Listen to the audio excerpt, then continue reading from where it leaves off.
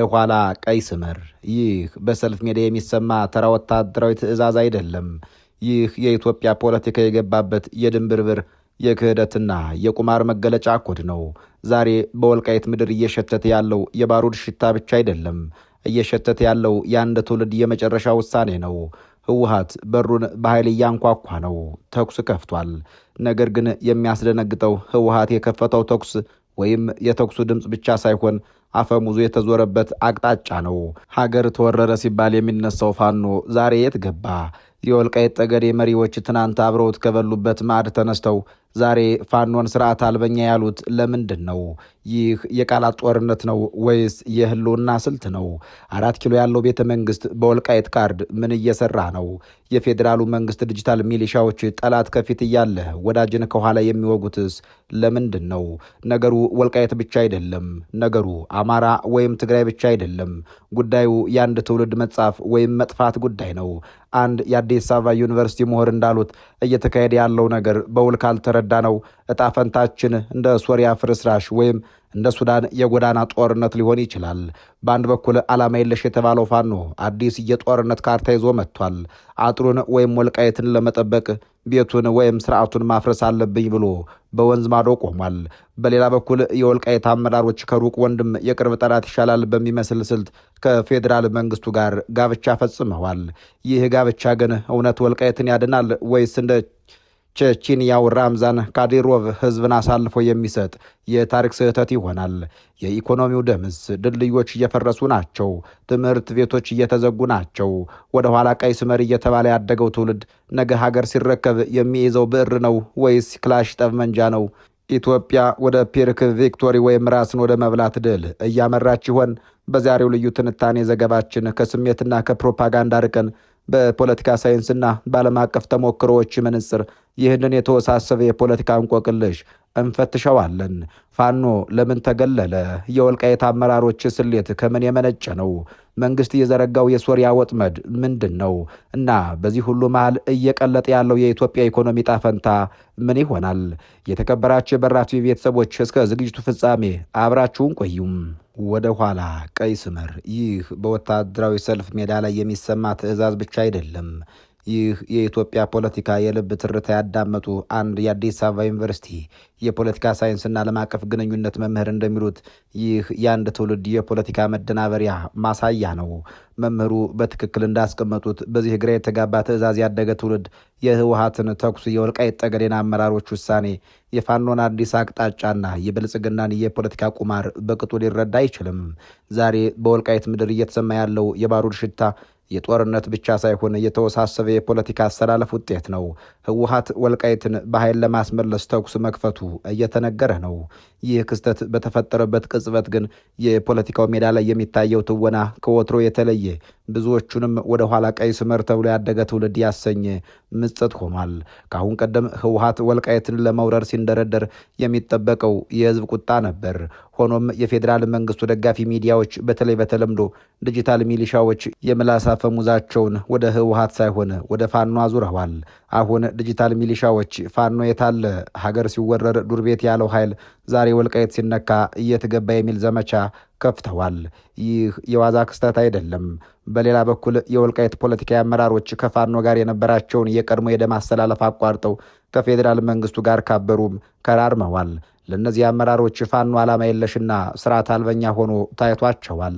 የወልቃይት አመራሮችና የፋኖ ኃይሎች መለያየት በውጫዊ እይታ የክህደት ሊመስል ይችላል። በፖለቲካ ሳይንስ እይታ ግን ይህ የስትራቴጂካዊ ፍላጎቶች ግጭት ውጤት ነው። ይህንን ውስብስብ የፍቺ ሂደት በሚከተሉት ተጨባጭ የፖለቲካ ማሳያዎች እንተንት ነው። በአንድ ወቅት በአንድ ምሽግ ውስጥ ሆነው በአንድ ዓላማ የተኮሱና በደም የተጋቡ አካላት ዛሬ በሁለት ተቃራኒ ጽንፍ ቆመዋል። የወልቃይት ጠገዴ አመራሮች ፋኖን ዓላማ የለሽና ስርዓት አልበኛ ሲሉ፣ ፋኖ ደግሞ የነሱን የስርዓቱ አገልጋይ ይላቸዋል። እንዲህ ያለውን ክስተት ለመረዳት የሪል ፖለቲካ መነጽርን ማድረግ ያስፈልጋል። ይህንን ልዩነት የፈጠሩ 4 ዋና ዋና ምክንያቶችና ማሳያዎች ይኖራሉ። የመጀመሪያውና ትልቁ ልዩነትና የዓላማ ስፋት ነው። የወልቃይት አመራሮች ወይም አጥር ጠባቂዎች ኢትዮጵያ የምትጀምረውም የምታልቀውም ወልቃይት ላይ ብቻ ነው። ዋናው ዓላማቸው የወልቃይትን አማራ ማንነት ጥያቄ መልስ ማስጠበቅ ብቻ ነው። ይህን ለማድረግ ደግሞ መንግስት የሚሰጠው በጀት፣ የፌዴራል ፖሊስ ጥበቃና ህጋዊ እውቅና ያስፈልጋቸዋል። ስለዚህ መንግስት እስካለ ድረስ ከእነርሱ ጋር መጣበቅን እንደ ህልውና ጉዳይ ያዩታል። ለእነሱ ፋኖ ይህንን የተገኘ ድል የሚያበላሽ መንግስትን በማናደድ ወልቃይትን አደጋ ላይ የሚጥል ኃይል መስሎ ይታያቸዋል። በሌላ በኩል ፋኖ ቤቱን ወይም 4 ኪሎን ሳናስተካክል አጥሩን ወይም ወልቃይትን አይጠበቅም የሚል እምነት አለው። ፋኖ ወልቃይትን እንደ አንድ አካል እንጂ እንደ መጨረሻ ግብ አይመለከተውም። ይህ ልዩነት የፖለቲካ ሳይንስ አዋቂያኑ ሲንግል ኢሹ ፖለቲክስ ወይዝ ሪቮሉሽነሪ ፖለቲክስ ብለው የሚገልጹት ነው። የወልቃይት አመራሮች በአንድ አጀንዳ ወይም መሬት ላይ ሲቆሙ፣ ፋኖ ግን አብዮታዊ ወይም ስርዓት ለዋጭ መንገድን መረጠ። መንገዱ ሲለያይ ቋንቋውም ተለያየ። ሁለተኛው የቢሮክራሲና የጫካ ህይወት ግጭት ነው። የወልቃይት አመራሮች አሁን አስተዳዳሪዎች ናቸው። ቢሮ አላቸው፣ ደሞዝ ይከፈላቸዋል፣ መዋቅር ይዘረጋሉ። ማንኛውም አስተዳዳሪ ደግሞ በተፈጥሮው መረጋጋትን ይፈልጋል። ለአንድ አስተዳዳሪ ሰንሰለቱ የማይታወቅ ማዕከላዊ ትዕዛዝ የማይቀበልና በየቦታው የሚንቀሳቀስ የፋኖ ኃይል ስርዓት አልበኛ ሆኖ መታየቱ የሚቀር አይደለም። ፋኖ ደግሞ የሽምቅ ተዋጊ ነው። የሽምቅ ውጊያ ባህሪው ራሱ ህግን መጣስና አለመረጋጋትን መፍጠር ነው። ይህ በታሪክ በእስራኤል ምስረታ ወቅት የታየ ክስተት ነው። የሀገሪቷ መስራች ዴቪድ ቤን ጉሪዮን መደበኛ መንግስት ከመሰረቱ በኋላ ኢርጉን የተባለውን የቀድሞ አጋር ታጣቂ ቡድን ስርዓት አልበኛ ብለው በመፈረጅ ትጥቅ አስፈትተውት ነበር። የወልቃይት አመራሮችም ከፌዴራል መንግስቱ ጋር ሆነው ፋኖን በዚህ መነጽር እያዩት ናቸው። ሶስተኛው ነጥብ የጠላት የጠላት ወዳጅ ነው ወይም ፈረንጆች ዘይነሚዮፍ ማኢነሚ የሚሉት ጊዜያዊ አካሄድ ነው። የወልቃይት አመራሮች ፋኖን የሚቀርቡት ሌላው ምክንያት የፌዴራል መንግስቱን ድጋፍ ላለማጣት ነው። ህወሓት ድንበር ላይ አሰፍስፎ ባለበት በዚህ ወቅት የወልቃይት አመራሮች የፌዴራል መንግስቱን ድሮንና ሎጂስቲክስ ይፈልጋሉ። ከፋኖ ጋር ቢወግኑ አዲስ አበባ ፊቷን ታዞርባቸዋለች። ያኔ ለህወሓት በቀላሉ ይጋለጣሉ። ስለዚህ ከፋኖ ጋር ያለኝን ወንድማማችነት ብሰዋው መሬቱን ማዳን እችላለሁ የሚል ቀዝቃዛ የፖለቲካ ስሌት ውስጥ ገብተዋል ማለት ይቻላል። ለዚህ ስሌታቸው ማረጋገጫቸው እንዲሆናቸው ደግሞ ፋኖን ዓላማ የለሽ ብሎ መክሰስ የግድ ይላል። አራተኛውና የመጨረሻው ነጥብ የወልቃይት አመራሮች የፕሪቶሪያውን ስምምነት የፈጠረው ክፍተት በመጠቀም ራሳቸውን እንደ ህጋዊ ዞን ለማስቀጠል እየጣሩ ናቸው። በዚህ ሂደት ውስጥ ፋኖ እንቅፋት ሆኖ ይታያቸዋል። ምክንያቱም ፋኖ የፕሪቶሪያውን ስምምነት ይቃወማልና ነው። የወልቃይት አመራሮች ግን በስምምነት ውስጥ በተገኙ ቀዳዳዎች፣ ለምሳሌም በሪፈረንደም ወይም በህዝበ ውሳኔ ወልቃይትን የማጽናት ፍላጎት አላቸው።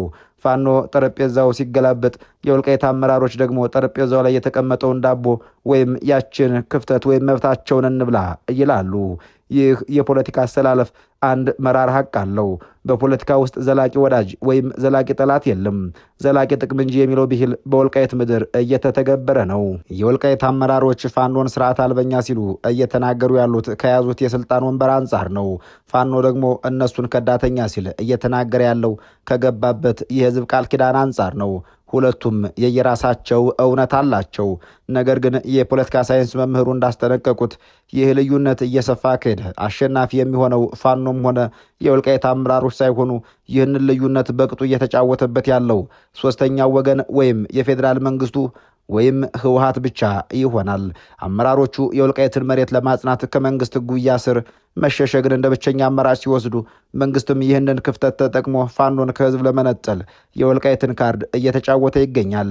የፖለቲካ ሳይንስ መምህሩ ያነሱት የመረዳት ችግር እዚሁ ጋር ጎልቶ የሚወጣ ነው። ብዙዎች ፋኖን አሁን የሚያውቁት በድሮ ትርክት ነው። ማለትም ህወሓት ሲመጣ የሚነሳ ወራሪ፣ ሲመክት ደግሞ ወደ ግብርና የሚመለስ የክተት ሰራዊት አድርገው ይወስዱታል። ነገር ግን ፋኖ ዛሬ ያ አይደለም።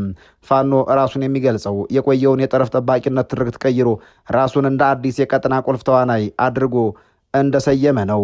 የፋኖ ትግል አሁን ወራሪን የመመከት ሳይሆን ስርዓትን የመለወጥና አማራጭ መንግስት የመሆን ነው። አዲሱ የፋኖ ስነልቦና ህወሓት ወልቃይትን ወረረ ብለው ለሚጠይቁ የፌዴራል መንግስት ደጋፊዎች ስርዓት ነው። የፋኖ ምላሽ የሚሆነው በግልጽ ቋንቋ እስካልተቀየረ ድረስ ዛሬ በፈጠረው የጨዋታ ገበር አይደለም፣ ከነገ ወዲያ የመሻገለው ህግና ዳኛውን የሚል ለመቀየር ነው የሚል ይሆናል። በወልቃይት መሬት ላይ ህወሓት እየተኮሰ ነው። የወልቃይት አመራሮች ከብልጽግና ጋር ሆነው ፋኖ የታለ ይላሉ። ብልጽግና ሁለቱን ኃይሎች እያጋጨ የራሱን ዕድሜ ያራዝማል። ፋኖ ደግሞ ችግሩን ከስሩ እንጂ ከቅርንጫፉ አልቆርጥም ብሎ ፊቱን ወደ አዲስ አበባ አዙሯል። በዚህ ሁሉ መሃል ወደ ኋላ ቀይ ስመር እየተባለ ያደገው ትውልድ የትኛው ትክክል እንደሆነ ለመለየት ተቸግሯል። ነገር ግን ሐቁ አንድ ነው። የፖለቲካው አሰላለፍ ተቀይሯል። የትናንት ወዳጆች የዛሬ ባላንጣ፣ የትናንት ጠባቂዎች የዛሬ ገዳይ ሆነዋል። ይህንን የተወሳሰበ ቋጠሮ ለመፍታት ከስሜት ጩኸት ይልቅ የኃይሎቹን ፍላጎትና የተቀየረውን የፖለቲካ ካርታ በጥልቀት መረዳት ወርቅ የሆነ ዋጋ አለው። ለጊዜው ግን በወልቃይት ሰማይ ስር ያለው ደመና ከባድ መሆኑን መገንዘቡ ብቻ በቂ ይሆናል። የኢትዮጵያ ፖለቲካ በተለይ በወልቃይት ጉዳይ ላይ የተያዙ የመደናበር በኢትዮጵያ ብቻ የተከሰተ አዲስ ክስተት አይደለም። ዓለም አቀፍ የፖለቲካ ታሪኮች ስንፈትሽ አሁን በፌዴራል መንግስቱ፣ በወልቃይት አመራሮች፣ በህወሓትና በፋኖ መካከል የተካሄደ ያለው ትወና በሌሎች የዓለም ክፍሎች ተከስቶ ያለፈ ወይም እየተከሰተ ያለ ታሪካዊ የፖለቲካ ቀመር ውጤት መሆኑ የሚካድ አይደለም። የአዲስ አበባ ዩኒቨርሲቲ ምሁሩ እንዳሉት ችግሩን በቅጡ ለመረዳት ጠባቡን የሀገር ውስጥ መነጽር አውልቆ ጉዳዩን በዓለም አቀፍ የስትራቴጂ ሚዛን መፈተሽ ግድ ይላል። የፋኖን አሰላለፍ ለውጥና የፌዴራል መንግስቱን ምላሽ ለመረዳት የሱዳንን ቀውስ መመልከቱ ብቻ በቂ ይሆናል። ለዓመታት የሱዳን መንግስት ማለትም በኦማር አልበሽር ዘመን የጃን ጃዊድ ሚሊሻን አሁን የፈጥኖ ደራሽ ኃይል ወይም RSF ተብሎ የሚጠራውን ኃይል የዳር ድንበር ጠባቂና የአማጽያን መምቻ አድርጎ ተጠቅሞበታል። ልክ እንደ ፋኖ ሁሉ የሱዳን መንግስት ይህን ኃይል አገራድን እያለ ሲያሞግሰው ነበር። ነገር ግን አንድ ቀን ያ ጠባቂ የተባለው ኃይል ችግሩ አማጽያኑ ሳይሆን ቤተ መንግስቱ ውስጥ ያለው ስርዓት ነው ብሎ ሲያምጽ የካርቱ አስተላለፍ ተቀየረ። ዛሬ ፋኖ ስርዓቱን እቀይራለሁ ሲል የያዘው አቋም በወታደራዊ ሳይንስ ቋንቋው ፍሮም ፕሮክሲ ቱ ፕሮታጎኒስት ወይም ከጉዳይ ፈጻሚነት ወደ ዋና ተዋናይነት የሚደረግ ሽግግር ነው። የፌዴራል መንግስቱ ፋኖ የታለ እያለ የሚጠይቀው ይህንን ስትራቴጂካዊ ሽግግር ለመቀልበስና ፋኖን ወደ ቀድሞው የድንበር ጠባቂነት ሚናው ለመመለስ የሚደረግ የሳይኮሎጂ ጦርነት ነው። ፋኖ ግን ከሱዳን RSF በተለየ መልኩ ምንም እንኳን የዓላማ ልዩነት ቢኖራቸውም ከስርዓቱ ጋር የነበረውን ጋብቻ በፍች ቋጭቶ አዲስ ምዕራፍ ከፈተ እንጂ ወደ ኋላ አልተመለሰም። የወልቃይት ጠገዴ አመራሮች ከፋኖ ዓላማ ተነጥለው ከፌዴራል መንግስቱ ጋር መወገናቸው በፖለቲካ ሳይንስ የካዲሮቭ ሲንድረም ተብሎ ሊገለጽ የሚችል አካሄድ ነው። በሩሲያ ቼቼንያ ግዛት ራምዛን ካዲሮቭ የተባለው መሪ የቼቼንያን ነጻነት ከሚጠይቁ አማጽያን ወገኖች ይልቅ ከሞስኮ ወይም ከፑቲን ጋር ማበረን መረጥም። ለምን የተባለ እንደሆነ የስልጣን ዋስትናና የክልል ደህንነት ለማስጠበቅ ሲል ነው። የወልቃይት አመራሮችም ከፋኖ ጋር ሆኜ አዲስ አበባን ከምታገል ከአዲስ አበባ ጋር ሆኜ ወልቃይትን ባስጠብቅ ይሻላል የሚል ፕራግማቲክ ውሳኔ ላይ የደረሱ ይመስላል። ሆኖም ይህ አካሄድ ዓለም አቀፍ ዋጋ አለው። እንዲህ አይነት አመራሮች በሂደት ከህዝባቸው የልብ ትርታ ይነጠላሉ። ልክ ዛሬ በቼቼንያ እንደሚታየው የወልቃይት አመራሮችም ነገ ከብልጽግና ጥቅም ጋር ሲጋጩ የሚጠለሉበት የህዝብ ትከሻ እንደ ፋኖ ያለ ጠንካራ የኋላ ደጀን ሊያጡ ይችላሉ።